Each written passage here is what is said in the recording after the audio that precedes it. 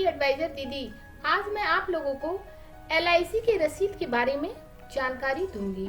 अब आप ये सोच रहे होंगे कि LIC की रसीद के बारे में हम जानकारी लेके क्या करेंगे, लेकिन अगर आपने LIC की पॉलिसी ली है तो आपको उसकी छोटी छोटी चीज़ों के बारे में जानकारी होना ज़रूरी होता है। क्योंकि होता क्या है कि आप अपने जो आपके करीबी एजेंट होते हैं या आपके परिचय के जो एजेंट होते हैं, आप ज़्यादातर उन्हीं से पॉलिसियाँ लेते हैं और आप उनके ऊपर पूरा ट्रस्ट भी करते हैं, करना भी चाहिए ट्रस्ट। लेकिन होता क्या है, जब हम कहीं भी अपना पैसा इन्वेस्ट करते हैं तो वो मेरी खुद की कमाई का पैसा रहता है, तो हमें ये सोचना चाहिए कि अगर वो पैसा हम इन्वेस्ट कर रहे हैं तो वो सही जगह इन्वेस्ट कर रहे हैं ना, या फिर जो हम इन्वेस्ट कर रहे हैं, जिसको पैसा दे रहे हैं, वो रसीद मुझे सही दे रहा है या नहीं दे रहा है, या फिर उसमें कोई गड़बड़ी तो नहीं है। तो इसलिए आपको LIC का अगर कोई भी एजेंट है वो आपको रसीद देता है, आपने बीमा करा रखा, तो उसकी छोटी मोटी जानकारी रखने से कोई बुराई तो हो नहीं जाएगी। तो आप उसकी छोटी मोटी जानकारी रख ही लीजिए, ये आपके लिए फायदे का काम है। तो चलिए मैं आपको बता देती हूँ कि LIC की रसीद में क्या क्या, कहाँ कहाँ क्या चीज़ लिखा रहता है, ताकि आपकी सारी चीज़ें क्लियर हो जाए। और जब भी आप LIC का एजेंट आपको रसीद दे तो कम से कम आप उस पर ये चेक कर लीजिए कि मान लीजिए उन्होंने बोला कि मैंने आपको जनवरी का रसीद, आपने जनवरी में उनको पैसा दिया, ठीक, तो वो आपको जनवरी का जब रसीद दे तो कम से कम आप उस पर अपनी डेट देख सके कि हाँ ये जनवरी की ही रसीद है ना।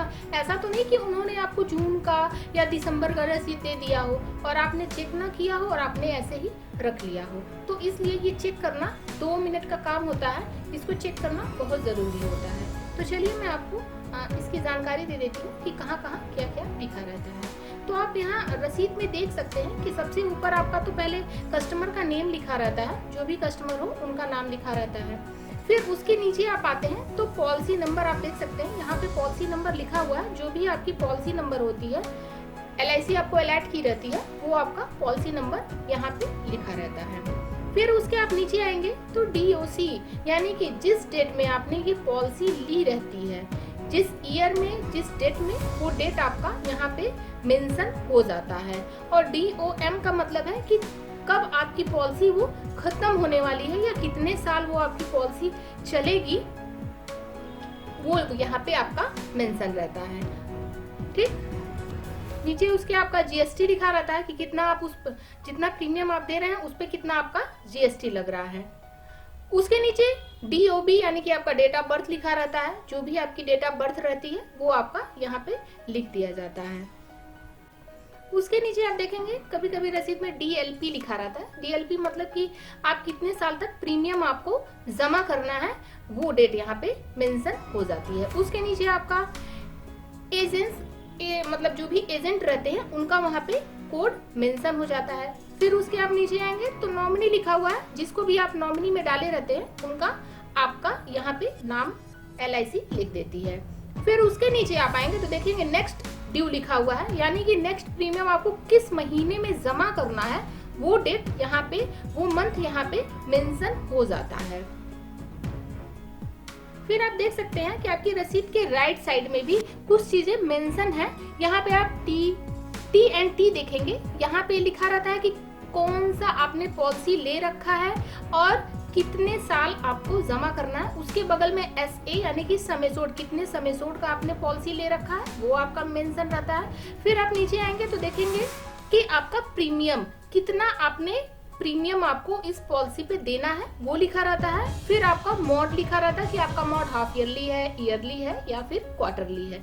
जो भी मोड रहता है वो यहाँ पे LIC मेंशन कर देती है। फिर नीचे आपका GST रहता है, वो GST आपको कितना देना है वो आपका यहाँ पे मेंशन हो जाता है। फिर आप उसके नीचे आएंगे तो एज लिखा रहता है कि कस्टमर की कितनी एज है, वो यहाँ पे आपका मेंशन हो जाता है। तो ये सब चीजें तो आप समझ गए हैं, ये सारी चीजें रसीद में लिखी रहती है। और सबसे ऊपर आप आएंगे तो आप यहाँ पे देखेंगे कि सबसे ऊपर में आपका यहाँ पे टोटल प्रीमियम जो है कि कितना प्रीमियम आप जमा किए हैं, वो आपका यहाँ पे मेंशन रहता है कि जो प्रीमियम है वो यहाँ पे आप देख सकते हैं, इतना प्रीमियम आपने जमा किया है।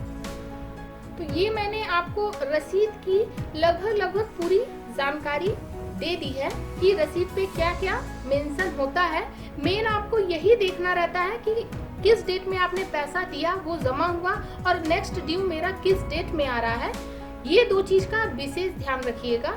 जब भी आपको कोई एजेंट रसीद देता है तो 2 मिनट का काम है, बस आप उसको फटाक से देख लीजिएगा किस डेट में मेरा पैसा जमा हुआ है और किस डेट में मुझे जमा करना है। ये छोटी सी जानकारी आपके लिए बहुत ही फायदेमंद रहेगी और आपको बहुत ही बेनिफिट भी देगी, क्योंकि ज्यादातर क्या होता है कि आज के टाइम में इतना ज्यादा फ्रॉड चल रहा है कि लोगों को धोखा देते हैं और गलत रसीद भी उनको आजकल दे रहे हैं, और जो लोग इसको नहीं देख पाते हैं और भरोसा करके उस रसीद को रख लेते हैं, आगे चल के उनको बहुत सारी परेशानियों का सामना करना पड़ता है। तो मैं नहीं चाहूंगी कि मेरे साथ जितने भी लोग जुड़े हुए हैं उनको इन परेशानियों का सामना करना पड़े। अगर आपको मेरी ये वीडियो पसंद आई हो तो please like, share and subscribe. LIC से संबंधित किसी अन्य जानकारी के लिए कमेंट बॉक्स में कमेंट करें, और अगर आपको रसीद में कोई ऐसी चीज हो जो ना समझ में आई हो तो आप मुझे कमेंट करके पूछ सकते हैं, मैं आपको उसका रिप्लाई जरूर दूंगी। Thank you.